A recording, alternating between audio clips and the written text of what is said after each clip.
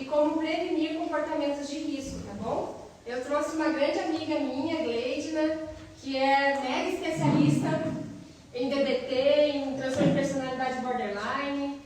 Aproveitem esse momento, é uma oportunidade também, assim como com a Vivi. Não é algo que vocês encontram por aí com facilidade, tá bom? Então aproveitem esse momento e eu penso que vai ser bem importante para vocês entenderem o tratamento e como prosseguir com certas situações difíceis daqui para frente, tá bom? Gente, a Brenda gosta mais dela, porque a Brenda arrumou a TV. Vocês viram que aqui sem TV, né? Eu achei que não ia ter espaço, mas vai, pois é, enfim. Foi um problema de... Pode se apresentar, Cleitinho. Bom dia, pessoal. Agradecer primeiro a Brenda pelo convite, a Cadmo pelo convite, a parceria de estar aqui com vocês. Estou bem feliz. Agradecer a todos vocês pela presença de vocês aqui também, tá? Para mim é maravilhoso poder falar de algo que é do meu cotidiano, da minha clínica, tá? Então hoje eu vou falar para vocês um pouquinho sobre o transtorno borderline, né, sobre o transtorno bipolar, que é algo bem comum. Muitas das vezes, até os profissionais bem experientes acabarem confundindo os dois transtornos, tá? Pode, ele você mandou em PDF, então é a setinha para baixo. Tá. Então vou mudar de lado, gente. Então primeiro a gente tem as características do transtorno bipolar 1, transtorno bipolar 2, tá? Então nós temos aí períodos de humor bem marcante, no caso do transtorno bipolar. Então assim, no período de mania a gente tem ali a pessoa com um comportamento mais impulsivo. Então quando ela está no período de mania, geralmente essa pessoa se coloca mais em risco do que quando está no período normal de eutimia ou até mesmo na questão depressiva. Tá? Então assim, quando a gente tem ali no transtorno bipolar fase mania tem a fase depressiva. Na fase mania que a gente tem a pessoa com mais características impulsivas, então ela tende a se colocar em comportamentos de riscos, então beber mais, fazer sexo desprotegido, usar drogas e outros comportamentos de risco também. Na fase depressiva ali a gente tem uma queda de energia, a pessoa tem uma baixa produtividade. Então a gente tem uma diferença aqui bem marcante com relação a esses períodos, né? Quando eu falo de transtorno bipolar, eu tenho essa fase aqui, por exemplo, de 3 a 7 dias ali, para abrir um quadro de mania. E no período depressivo eu também já tenho uma fase bem mais marcante. Geralmente as pessoas com transtorno bipolar, elas costumam falar que na fase depressiva o mundo delas começa a ficar cinza. Então elas conseguem visualizar bem quando elas estão entrando na fase depressiva, ok? Aí nós temos ali também que durante a fase maníaca, o indivíduo, que eu falei para vocês, pode se envolver em comportamentos arriscados, impulsivos e destrutivos, e até mesmo comportamento autolesivo, tá? Uma coisa bem semelhante que eu trago para vocês é a questão justamente da autolesão, o índice de suicídio que nós temos aqui no bipolar também, que nós também vamos ter lá no borderline. Então é por isso que as pessoas confundem muito, e a questão de oscilação de humor. Só que aqui é como eu trago para vocês, tenho trazido para vocês. Aqui os períodos são bem mais marcados do que no borderline propriamente dito, tá? Já no borderline, ele apresenta diferentes maneiras, né? Com relação ao transtorno bipolar, a gente tem essa oscilação de humor já bem mais curta. Então, no mesmo dia, eu posso estar triste, eu vou dar tristeza, alegria, vou ansiedade, tudo só no momento, tá? Sem precisar passar por dias, sem precisar passar por semanas. Então, aqui no transtorno borderline, a gente tem ali, a gente costuma dizer que nós temos ali 5 áreas da desregulação. Então, nós temos ali a desregulação emocional. Dentro da desregulação emocional entra ali uma característica bem marcante que geralmente as pessoas trazem pra gente, é justamente o medo do abandono, tá? Um medo real ou até mesmo imaginário do abandono, e essas pessoas tendem a reagir com base nesse medo. Temos a questão também aí da desregulação cognitiva, que daí entra para a questão de paranoia, de dissociação. Temos a desregulação também interpessoal. Essas pessoas costumam ter dificuldades nos seus relacionamentos, os relacionamentos delas são caóticos, então elas são muito explosivas, elas têm um comportamento mais dependente do humor. E aí a gente aparece também com a desregulação comportamental, que eu falei para vocês anteriormente, que na mania, a pessoa com bipolaridade, ela se torna mais impulsiva e ela se coloca mais em risco. Aqui no borderline a gente chama de desregulação comportamental, tá? Então assim, ela já não é só na fase maníaca, que nem ali aparece, né? Aqui a gente tem continuamente. Essa pessoa está se colocando em comportamentos de risco. Então, as estratégias dela para regular a dor, o sofrimento dela são desadaptativas. Então, se eu estou sofrendo, uma das estratégias de uma pessoa com borderline pode ser eu me autolesionar, eu me cortar, eu me queimar. Eu já peguei pacientes que, numa crise com o marido, pegou a água que estava fervendo para o arroz, ia jogar no marido e jogou em si mesma. Só para vocês entenderem. Então, assim, uma situação para ela lidar com a dor, com a raiva e o medo da perda do marido, ela utilizou aquele método, né, para regular as emoções dela. Então, assim, a gente chama isso de desregulação comportamental, tá? Então, nós temos também abuso de substâncias, tem pessoas que descontam na alimentação, tem pessoas que vão para compras.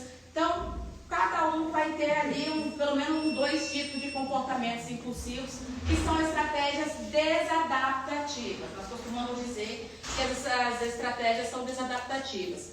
Então, por aí vocês começam a observar que nós temos sim similaridades. No bipolar, a gente tem essa característica de oscilação de humor. O slide já saiu aqui, minha gente. Então, no bipolar, a gente tem essa questão da oscilação de humor em períodos, fases, né, bem marcantes, que já lá na mania a gente tem ali uma alta energia, e quando a gente tem uma alta energia, nós temos o quê? Um alto comportamento impulsivo, ok? Aqui no borderline não, essa pessoa, ela, né, tá todo o tempo ali oscilando, todo dia, toda hora, a todo momento. Os familiares costumam dizer que eles pisam em ovos para se... Pode falar, por favor. É possível ter bipolaridade e ter borderline junto? Sim, possível, tá? Então, nós temos aqui um transtorno de personalidade, bem pontuado isso daí, tá? Eu até coloquei no slide. O que acontece? No caso do transtorno de personalidade, borderline, eu quero dizer que é uma pessoa com um padrão rígido de funcionamento cognitivo, a forma de pensar, padrão rígido emocional, de sentir. Borderline sente intensamente, ok? Uma coisa que você fala assim, fulano disse não pra mim. Mas ele só disse não. Não, mas ele disse não pra mim, ele vai querer me... Então tem toda uma história de vida, tá? Então aí as pessoas olham assim, nem é pra tudo isso, mas pro borderline, a pessoa que sofre com transtorno de personalidade borderline é real. Ok? Tanto é que na abordagem que a gente trabalha na DBT, a gente tem que estar muito com validação e aceitação, porque para o outro não faz sentido. Por isso que a gente traz a família, tá? Para a família começar a entender que para você não faz sentido a pessoa sofrer desse jeito. Só que para ele faz. E aí a gente tem que acolher e validar essa dor emocional dessa pessoa, ok? Embora as estratégias dela são desadaptativas, isso aí é um outro ponto. Só que as emoções dela, né, é válida. E sim, então é possível ter tanto o borderline quanto a bipolaridade. Não é muito bom, né, quando se tem, mas só piora a situação, tá? Então nós temos ali justamente o que eu estava falando, você perguntou disso daí, né? Desculpa. Não, rapaz, eu queria te dar outro gancho, é que eu acabei me perdendo. É tanta informação que eu trabalho com isso, e aí eu quero trazer tudo, aí eu me perdi. Mas não tem problema, eu volto, tá? E aí o que acontece? Quando a gente fala do transtorno de humor bipolar, transtorno afetivo bipolar, a medicação aqui, ela, né, tem um grande peso, diferente do borderline. No borderline a gente tem ali uns 30% de medicação ali para ajudar com questões de ansiedade, depressão, comportamento impulsivo. O resto do tratamento é terapia e o treinamento de habilidades. Então, a gente tem ali como padrão ouro a terapia comportamental dialética, que a Brenda falou que eu sou especialista, né? Mas é porque realmente quando nasci na psicologia, eu já nasci dentro dessa abordagem, então realmente, para mim, meu viés todo é dentro da terapia comportamental dialética. Ali no transtorno bipolar, a gente tem a questão da medicação, tá? Então ali ela já tem maior peso do que ali das terapias, para que a pessoa consiga ali ter uma qualidade melhor de vida. Claro que aí entra a questão de a pessoa monitorar o humor dela, né? Monitorar também os comportamentos dela e tudo mais. Só para vocês terem essas questões de diferença, tá? Mas comportamento de risco a gente tem nos 2 transtornos, ok? Esse é o primeiro passo, é muito importante vocês conhecerem. O índice de suicídio é alto tanto na bipolaridade quanto no borderline, por isso que a gente não subestima os 2 transtornos, pode perguntar. Desculpa, Imagina, eu gosto. Qual é o viés de terapia que você disse? DBT, terapia comportamental dialética. Eu vou já falar dela. Dialética? Dialética. Já falo dela pra vocês, tá? Quer falar dela? A Brenda até falou, né? A Brenda, pode deixar. Então, pode falar. Só para voltar. Ah, sim, claro. Então, ambas condições podem ser difíceis de diagnosticar, portanto, diagnósticos incorretos não são incomuns. Então, como eu falei anteriormente, quando eu abri a palestra para vocês, tá? É muito comum a confusão clínica, até com profissionais experientes, tá?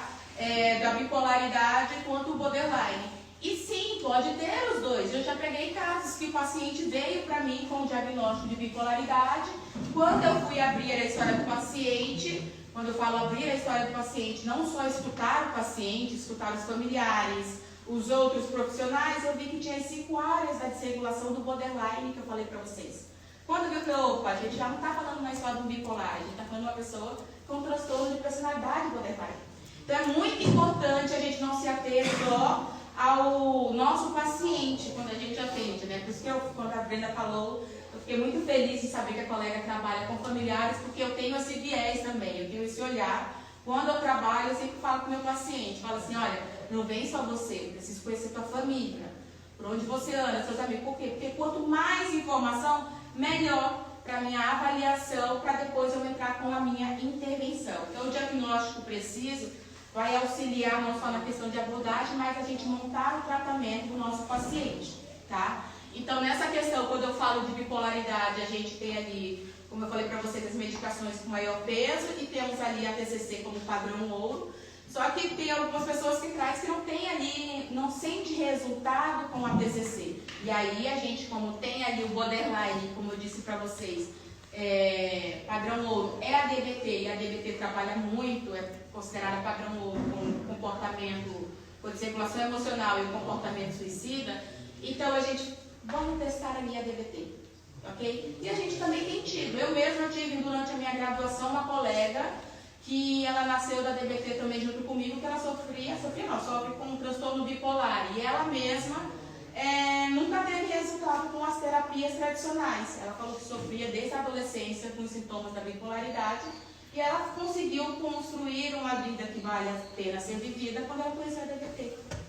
E daí ela mesma aplicou as fichas que a gente trabalha nela mesma, e em cima disso ela foi vendo que fazia sentido. E aí ela começou a levantar a bandeira da DBT para as pessoas que sofrem com bipolaridade.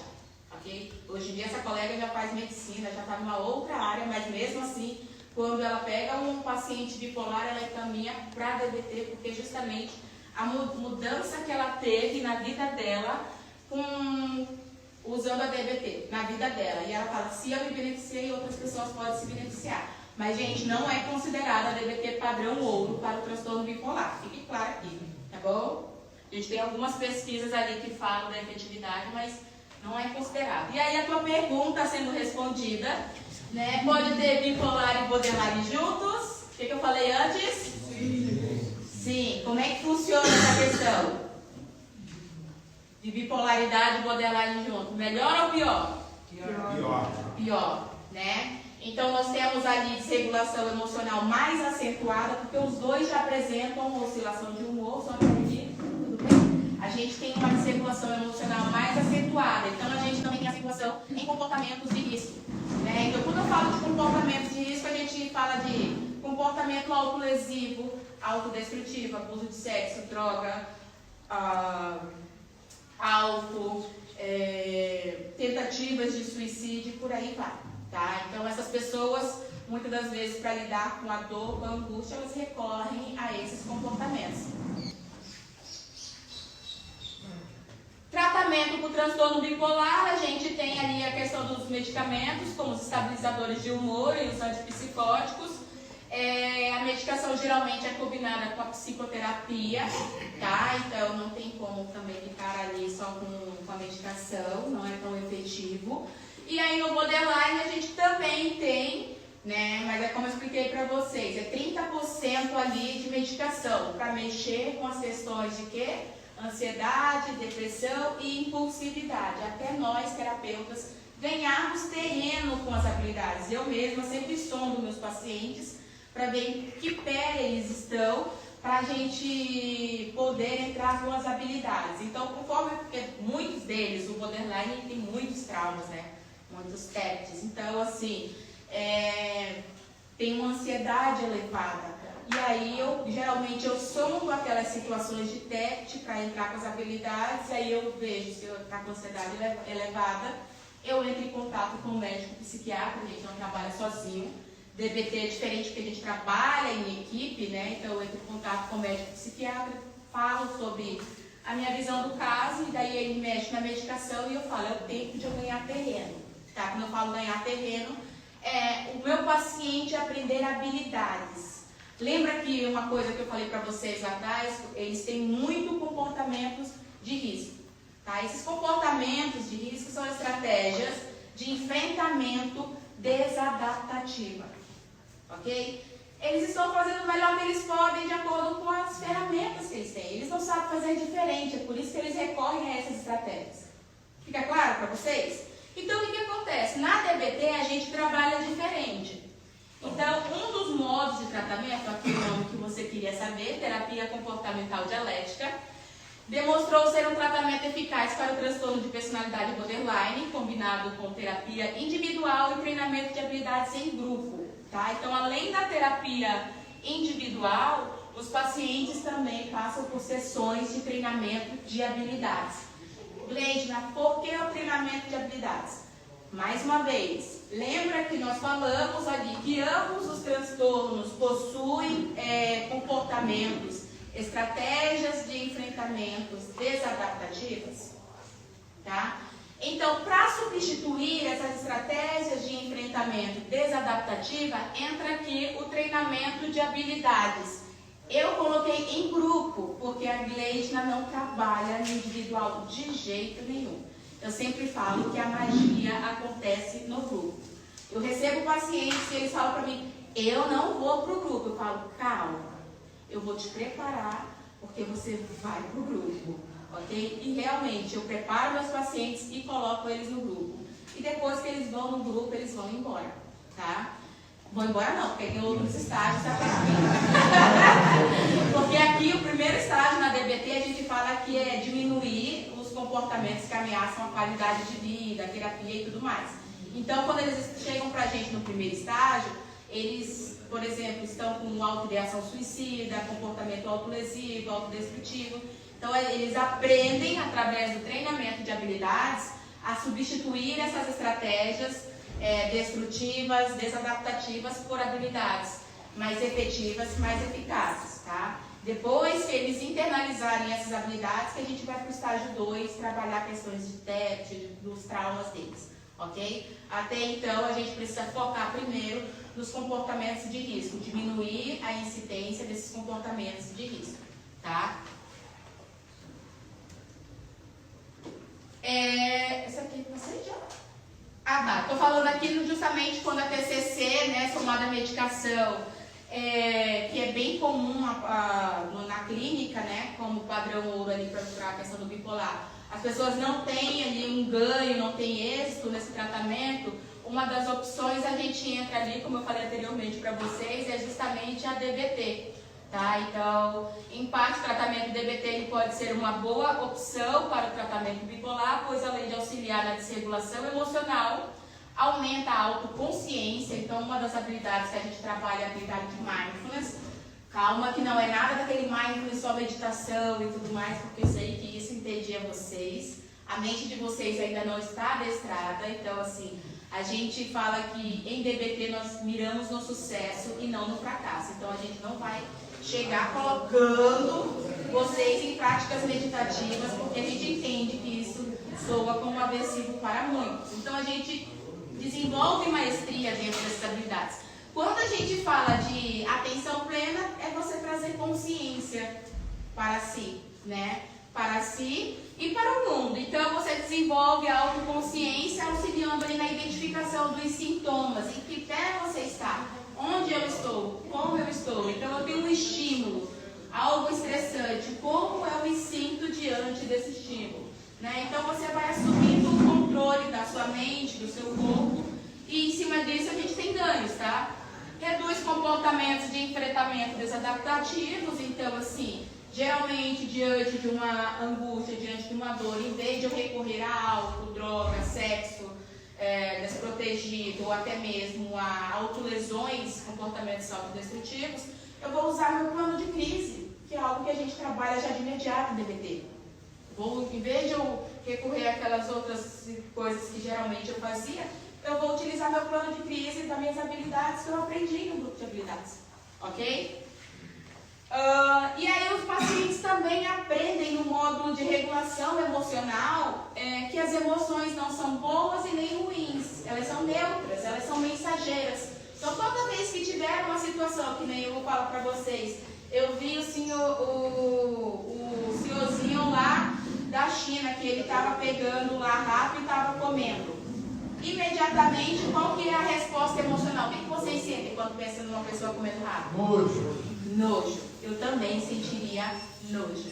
Então, a ideia é justamente isso, você identificar o que é o estímulo, o teu pensamento e a tua emoção. E a tua emoção está te comunicando que aquilo é aversivo para você, pode te fazer mal. Então, dentro disso daí, no módulo de regulação emocional, você aprende, tá? O papel das emoções. Olha aqui meu slide desligando de novo, agora pronto. Nojo do rato. Ok?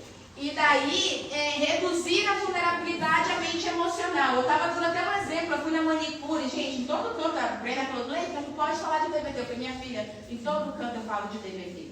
Eu falei para ela. Eu estava no treinamento de atividades, justamente as meninas no presencial estavam dando treinamento multifamiliar para os pais e adolescentes. E aí eu olhei, eu vi minha unha do pé quebrada, lá no talo, assim, do dedão. E eu falei, gente, um exemplo claro de reduzir a vulnerabilidade à mente emocional. Até na manicure eu falei sobre isso, gente. Eu paro lá no salão para falar dessas coisas, eu só falo de DBT na minha vida. E aí eu falei, nós temos 2 potinhos, de emoções positivas e emoções negativas, ok? O que acontece? Quando o meu potinho de emoções negativas está bem mais alto do que de emoções positivas, qualquer evento, por exemplo, você olhar para mim e respirar, eu já vou mandar você tomar água, mas eu vou mandar você tomar. Quando eu acumulo experiências e emoções positivas, o meu potinho de emoções positivas ele sobressai de negativas, ok? Então, qualquer coisinha, eu não vou explodir, eu não vou estourar. Então foi isso que aconteceu. Para meninas, um exemplo clássico de que eu estou com o meu potinho de emoções positivas transbordando é minha unha do pé. Ela quebrou e quebrou feia. Agora, se vocês perguntarem para mim como que aconteceu, porque minha manicure até falou assim, meu Deus, deve ter doído muito. Eu falei, não, eu estou com meu potinho de emoções positivas em dia. Ela falou, o quê? Aí eu vou explicar para ela. Eu estou falando para DBT. Aí eu vou explicar que eu falei assim, não senti, não estou vulnerável emocionalmente. A gente diz que uma pessoa em mente emocional, ou seja, vulnerável emocionalmente, ela tem menores chances ali de ser efetiva, menos chances de ser efetiva. E explodir, ter um comportamento dependente do humor. Então, se eu estivesse com o meu potinho de emoções negativas aqui em cima e de emoções positivas em baixa, o que aconteceria? Então, ali, do jeito que quebrou a minha unha, né, eu teria armado o Zezé. Feito escândalo. Exato, muito bem, exatamente isso, teria feito escândalo. E como não estava, era o meu pote de emoções positivas estava em alta, eu nem percebi, ok? Faz sentido para vocês quando eu explico desse jeito? Então, tudo isso, dentro do borderline se beneficia, o do bipolar a gente acredita que também eles podem se beneficiar. Porque lembra que eu falei para vocês? Os dois possuem estratégias desadaptativas. A gente tem grande incidência ali de suicídio, tanto no borderline quanto no bipolar. Comportamento autolesivo ali nós temos nos dois. Abuso de substâncias também. Oh, meu pai do céu. Essa sou eu. Também nos dois. E aí a gente traz aqui... Ai, misericórdia. Enfim. Masha Linehan é a criadora da terapia comportamental dialética. Tá? Então, é uma pessoa com diagnóstico, ela sofreu também clínicas psiquiátricas, com várias internações. E quando saiu lá da sua internação, ela fez um juramento que quando ela saísse, ela ia arrastar vários, né? Então, ela se acabou desenvolvendo ali a terapia comportamental dialética, que se considerou depois. A princípio, ela só pesquisava pessoas com desregulação emocional e ideação suicida. Só que ela precisou ali de um financiamento para a pesquisa dela e eles pediram o quê? Um diagnóstico. E quando fechou, ela foi procurar ali qual diagnóstico se encaixava, esse público que ela pesquisava, ela viu que era o transtorno de personalidade borderline. Tá? Então, ela desenvolveu ali a DBT. Quando a gente fala em DBT, terapia comportamental dialética, a gente fala em equilibrar dialética, equilibrar aceitação e mudança. Eu costumo usar uma metáfora quando eu dou formação para os meus alunos, que meu paciente, ele está doente, ok?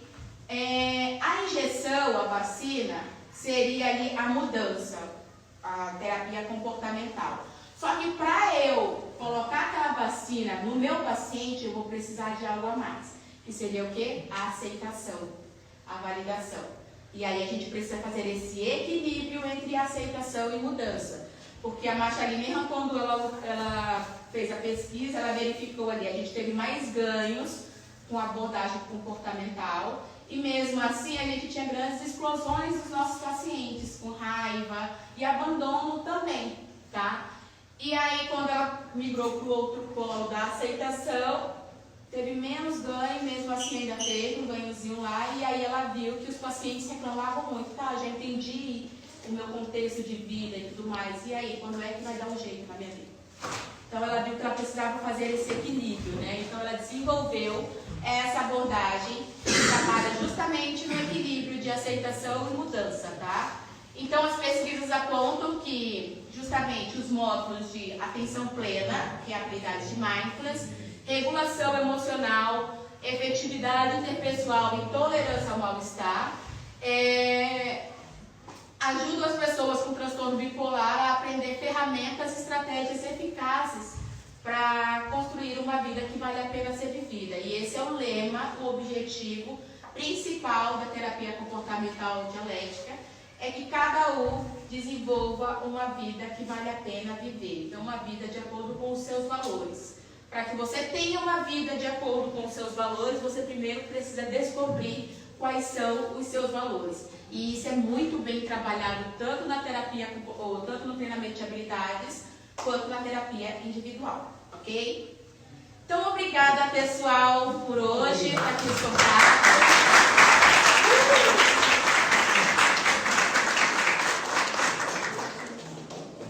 E se alguém quiser fazer alguma pergunta...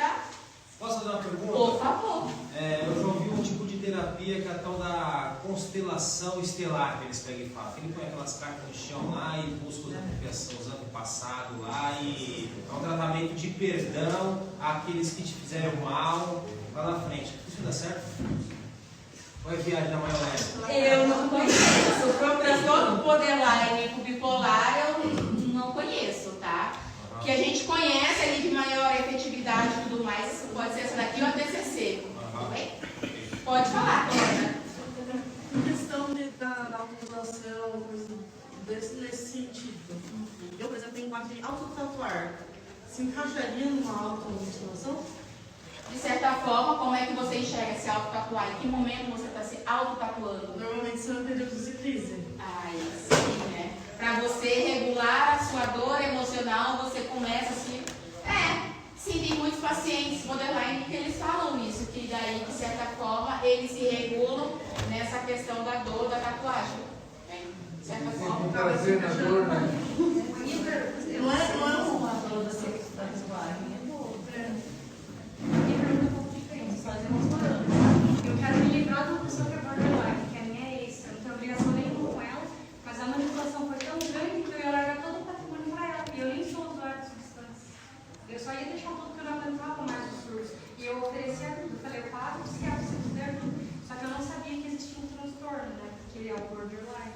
Só que se ela não quer ajuda, não tem nada a ver. fica bem O mais que eu faço difícil. daí? Porque eu vou sair segunda-feira daqui, eu vou ter que lidar com a separação de bens. Exatamente. É bem difícil. Eu sinto muito pela tua situação, entendeu? Coisa que eu tenho a te dizer, tá? É uma situação muito difícil. O ideal seria eu sentar com alguém junto, gravar, para não ter manipulação. Porque eu caí na manipulação. A questão, primeiro que a gente fala, né? Quando envolve familiares de pessoa com transtorno de personalidade borderline, a gente primeiro fala da questão de psicoeducação para conhecer melhor. A gente entende que essas pessoas, elas não possuem estratégias funcionais, elas não são habilidosas na hora de se comunicar. E aí elas acabam recorrendo a chantagens, a ameaças, que em vez de aproximar, distancia as pessoas delas. No caso, você está se distanciando. Né? É uma coisa que eu sempre falo. A pessoa pode ceder sim ao seu pedido, mas não por amor. Né? Justamente por causa dessa estratégia que você utilizou. E no final das contas, em vez de te aproximar dessa pessoa, te distancia, porque gera ranço, a pessoa fica com aversão a você, com raiva. Eu super entendo você, tá? E aí, não tem como se você ficar ao lado de alguém que não aceita o tratamento, porque é difícil. Eu sempre falo pra eles, né? É difícil pra você e também é difícil para o familiar. Eu também sou familiar de pessoas com transtorno de personalidade borderline, e eu falo, todo mundo sofre, não é só o borderline que Quando eu não sofre. aceito, pior ainda, né? Porque no caso dela, ela não aceitava. Ela não aceitava ter um problema. Eu falei, eu comecei a me tratar pelos meus problemas, né? O meu diagnóstico, autismo com bipolaridade. Só que ela não quis ajuda e estava só piorando meu pai. Quis me levar para o buraco fundo. Aí você precisa colocar máscara de Aí eu vim oxigênio parar em aqui, você primeiro, né? Eu vim parar aqui, veja. A gente precisa primeiro colocar a máscara de oxigênio na gente, para depois colocar a máscara de oxigênio no outro, né? Ok? Pode falar. É certo dizer que existe a expressão excesso de empatia? Ou sacrifício? Se colocar demais no lugar do outro, querer ajudar o outro, sempre. Essa é Salvação individual. característica, entraria como característica do transtorno de personalidade borderline? Olha, nós trabalhamos em efetividade interpessoal, até sempre peço para os pacientes verem em que pé eles estão. Alguns são muito habilidades guia. Habilidades guia é justamente eu ser gentil com o outro. E aí, quando eu falo, quando você diz sim para o outro, você acaba dizendo não para quem? Para você. E aí a gente fala, DBT é tudo dialética. A gente sai do certo ou errado e a gente faz a pergunta, é efetivo para você ceder demais para o outro e se colocar em último plano? Vai de acordo com as suas metas, seus valores, com a vida que você quer ter, com a pessoa que você quer ser? Entende? Então a gente fala, tem a habilidade FES, você desenvolver o autorrespeito e aprender a dizer não habilmente, sem ser de forma agressiva, mas você colocar limites. Porque você também é ser humano, que nem a colega trouxe. Ela tem as questões de vulnerabilidades dela também. Todos nós temos, tá, gente? Nossas vulnerabilidades. Então, não é porque o colega foi diagnosticado com um transtorno, tal, que eu vou me anular para atendê-lo. Não dá. Tá bom? Porque daí você acaba reforçando o comportamento desadaptativo do outro. Ok? Faz sentido para vocês? Mais alguma dúvida, minha gente? Adorei as perguntas. Não se pense que eu fico chateada não, porque eu adoro quando falo. Eu odeio falar sozinha. Eu falo que eu não tenho um quadro psicótico para ficar falando sozinha. Para comigo. Quando eu dou formação e o pessoal inventa de ficar com câmera fechada, eu falo, pode abrir as câmeras que eu não vou ficar falando sozinha. Bora, para comigo. Tá bom? Então, muito obrigada. Pode falar. Doutora Gleija, então o traço do borderline poderia resumir bem fortes.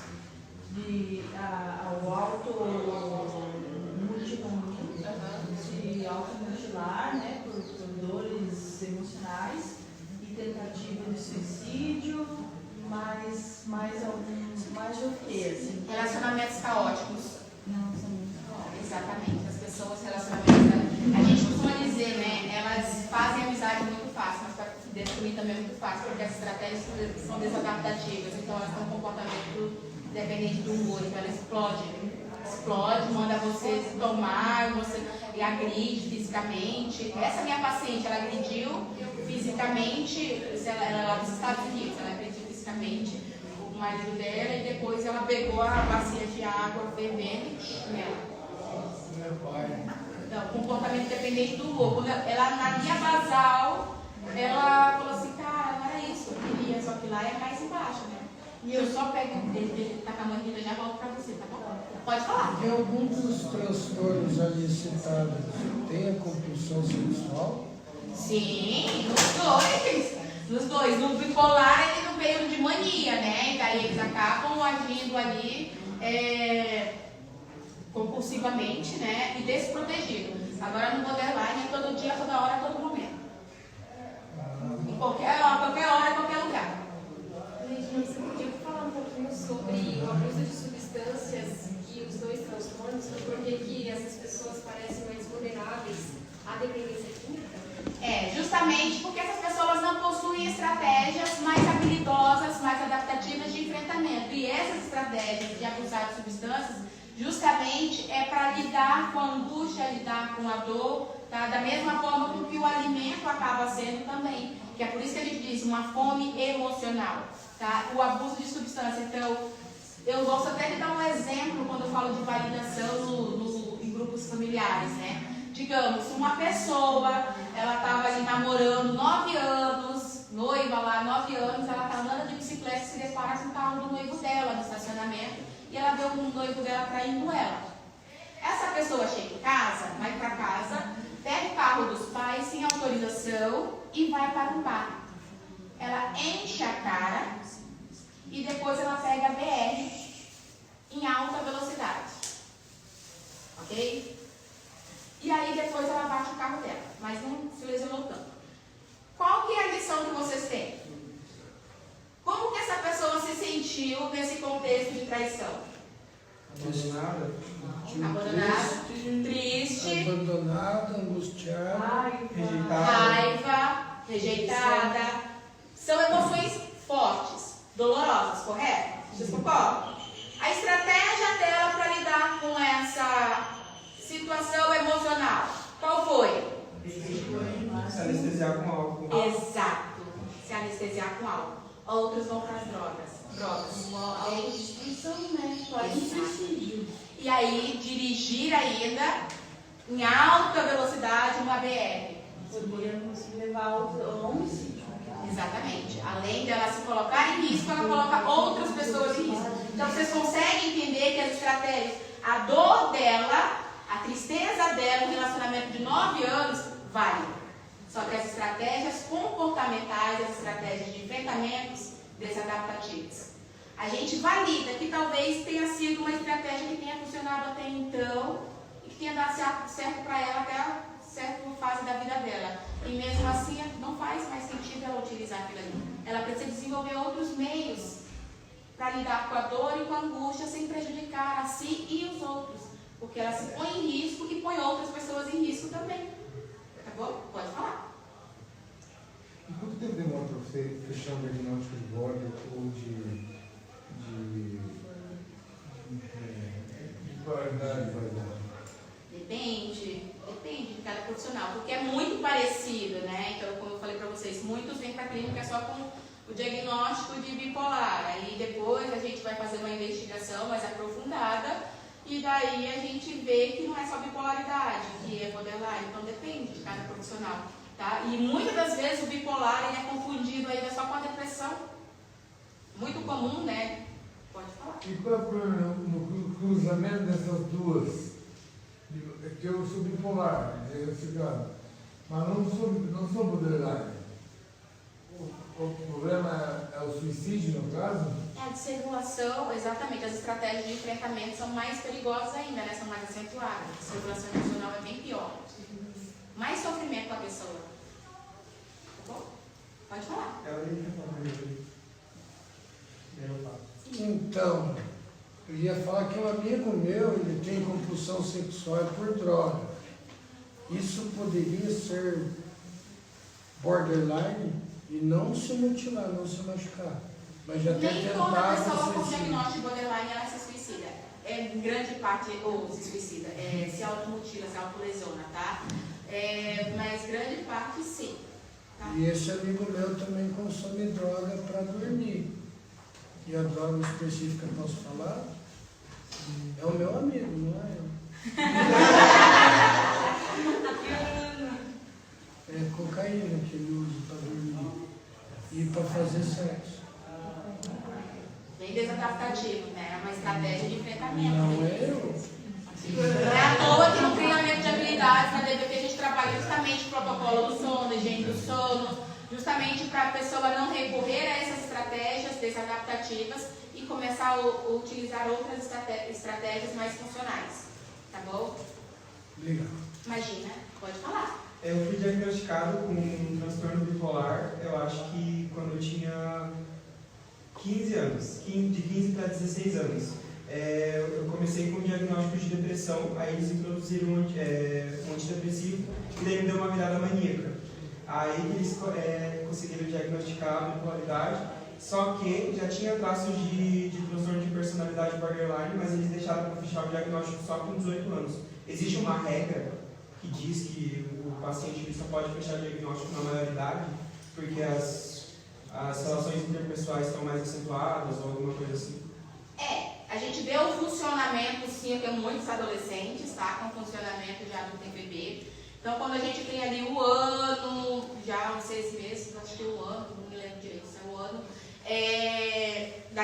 aquele padrão, aquelas 5 áreas da desregulação ali aparecendo, a gente já fecha. A gente não espera chegar aos 18 anos, tá? Para não piorar o quadro. Intervenção, quanto mais cedo, melhor. Então, a gente não precisa fechar, mas por ver a desregulação ali, fala assim, eu tenho adolescentes, a gente tem presencial aqui, lá em Curitiba, todos eles não têm o diagnóstico, mas têm 5 áreas da desregulação. Entende? Fala assim, só vai fechar lá com os 18 anos. Eu vou esperar os 18 anos para fazer a intervenção? Não. Eles já entram logo em intervenção desde já. Então é um grupo multifamiliar. E na terapia individual. Eles já...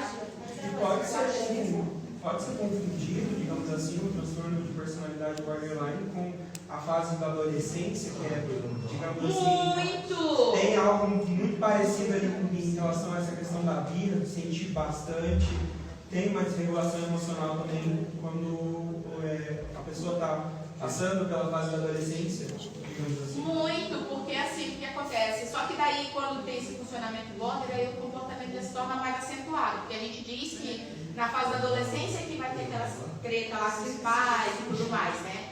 E aí o nosso cérebro, ele amadurece de trás para frente. Então essa parte emocional, ela está hiperativada. Então tem essas regiões frontais aqui que são responsáveis pela autorregulação, planejamento e tudo mais, ela só vai maturar depois dos 20 anos. Então é bem característico, todo adolescente, eu sempre explico para eles, é por isso que o grupo de adolescente, ele precisa ser multifamiliar para que os pais sejam nossos coterapeutas, tá? Então não tem o grupo só de adolescente. Eu não trabalho assim porque a efetividade é bem baixa. Então o que acontece? Os pais acabam sendo esse freio, porque eles aprendem as habilidades. Então, todo adolescente normal, prestem atenção, ele já possui a impulsividade elevada. Por quê? Porque a região ali límbica, ela está hiperativada. Agora imagine um adolescente, um quadro de TPB, de bipolar ou TDAH, ele está mais hiperativado, ou seja, ele está mais impulsivo ao dobro do que aqueles que não têm essa vulnerabilidade. Entende? Pode falar. Mas é possível também desenvolver ao longo dos anos, né? Não só, tipo, nasceu com isso, né? Com uma bipolaridade ou com borderline. Você diz que o ambiente, sim, o ambiente interferir para a pessoa abrir um quadro de transtorno. Sim, claro. Ao longo dos anos, não necessariamente Tem muitos que são diagnosticados tardiamente, na fase adulta. Eu tenho nos grupos de habilidade, eu tenho 40, 45, 50 anos, e eu sempre falo isso para os meus adolescentes. Eu falo, nossa, vocês estão tendo intervenção precoce, no auge da vida de vocês. Eu tenho adultos que estão descobrindo o diagnóstico agora e vêm frustrados para os grupos de habilidades, porque eles não concordam, eles não aceitam que sofreram tanto, e a fala deles é, nossa, porque eu nunca aprendi isso na minha vida? É o que eles mais falam pra gente. Por que eu não aprendi isso antes? Até os familiares, gente. Nos grupos de familiares eles falam, meu Deus, porque eles vêm se culpando por causa que é por culpa deles que os filhos abriram um quadro de transtorno de personalidade borderline, bipolaridade. E a gente fala, não, você fez o melhor que você podia com as ferramentas que você tinha. Nem você sabia dessas habilidades. Eles falam, por que eu não aprendi? Ok? Pode falar. Quem foi que levantou? Eita. Pode falar. Quem é? Pode falar, seu Júlio. No meu caso, por exemplo, eu estive pensando, eu tenho 70 anos, tá? A nossa geração, a minha geração, a geração do meu pai, ignorava completamente essa metodologia toda. As doenças mentais eram doenças de que você, pelo contrário, você isolava o paciente, você dava choque elétrico, você considerava toda essa metodologia. Então, esse quadro, por exemplo, meu, 70 anos, eu tenho uma frustração horrível, porque eu sofri isso com ignorância, né, do conhecimento das metodologias. Comecei a ter esse quadro com 30 anos, mas completamente não associava nada com nada. Eu achava que era uma coisa que, enfim, aconteceu comigo, individualmente. Eu não tive nenhum respaldo, nem por mim, nem pelos meus pais, nem pelos familiares. Então hoje eu estou com 70 anos, sofrendo um quadro, né? Já tenho 8, mais ou menos 2 anos, eu estou sofrendo um quadro de depressão, de ansiedade.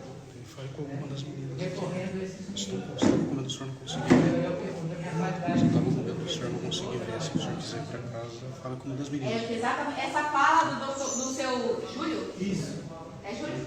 Essa fala do seu Júlio é o que aparece nos grupos de habilidades.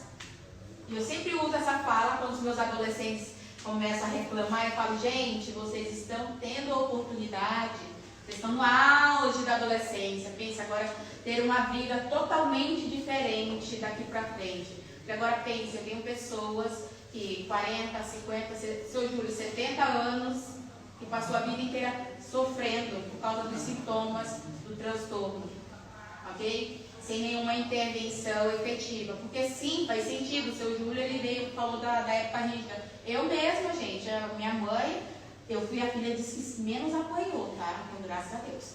Imagine. Mas meus irmãos foram criados na base da faca.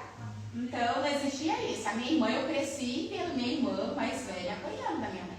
Então, era a forma de você ser educado. Era a forma mais efetiva. Que hoje em dia a gente sabe que não é tão efetivo assim. Tá bom? Quem mais? Pode falar. O transtorno bipolar, ele tem uma carga genética, certo? O transtorno de personalidade borderline, ele tem uma fase para ele ser desenvolvido, tipo na menoridade, ou ele também exige uma carga genética, digamos assim? Nós falamos do modelo biosocial de Marshall Linehan, tá? Que é o melhor que melhor explica. Tem outros modelos teóricos, tem, mas que é melhor aceito, bem mais aceito no mundo científico, que explica o transtorno de personalidade borderline, é o de Marshall Linehan, que é o modelo biosocial, tá? Então, assim, a gente fala que a vulnerabilidade emocional, ou seja, a hipersensibilidade, uma pessoa com diagnóstico de borderline, elas são hipersensíveis, tá? Então, emocionalmente. Então, essa hipersensibilidade, a alta reatividade, tá? Então, assim, eu mal sentia, o seu Júlio olhou todo pra mim e eu disse, ele tá com raiva de mim. E nisso eu já ativo, aí a alta reatividade, e aí eu fico desregulada mais tempo lá em cima, e esse retorno lento à linha basal, tudo isso é de aparato biológico. Então, a impulsividade também é de aparato biológico. A pessoa nasce, eu estou querendo dizer que a pessoa nasce com essa vulnerabilidade. Porém, não é só essa questão biológica. Eu preciso de um ambiente para eu abrir o quarto.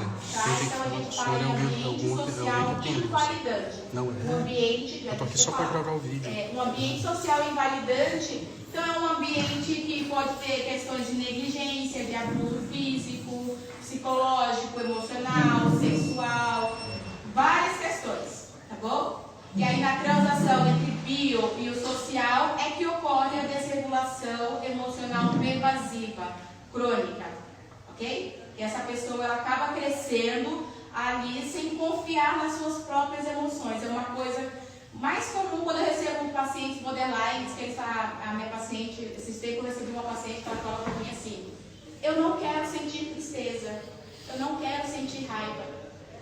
E aí, por causa de um término de um relacionamento, o cara estava abandonando ela. Eu falei, cara, mas você gosta dele? Gosto. Eu falei, então faz sentido você se sentir triste, é o outro. Ok? Tá tudo bem. Eu, no seu lugar, eu sentiria também. Eu falei, isso é normal. A gente não tem como anular nossas emoções. Esse luto durar, é um período, não pode viver a vida inteira. Claro. Só que assim, ela não queria sentir. Ela falou, eu não queria ser assim, eu não queria sentir. E aí eu falo, eu vou te explicar como é que funciona as emoções, os papéis dela, para você ver que não está errado você sentir. A questão é as estratégias que você utiliza para lidar com essa angústia, com essa dor. Entende? Que no caso ela veio com umas situações bem mais adaptativas. Tá bom? Mais alguma coisa, minha gente? Aonde se atende? Pergunta que não quer falar, né? Eu atendo na DBT Paraná. DBT Paraná fica ao lado do terminal do Campo Comprido. Sabe onde é? Sei. Bem do lado do terminal do Campo Comprido. Tem um prédio em cima do cartório do terminal do Campo Comprido. DBT Paraná fica naquele prédio, no 15º andar.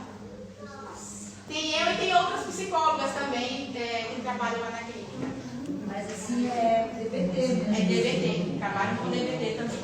Você tem cartãozinho, alguma coisa? Pior que eu não trouxe, mas a Brenda vai mandar para vocês. A Brenda vai mandar para vocês. Eu não trouxe meu notebook. Mais alguma coisa, gente? Então, muito obrigada, gostei muito. Vocês são bem participativos, adorei a interação e estar aqui com vocês. Bom dia.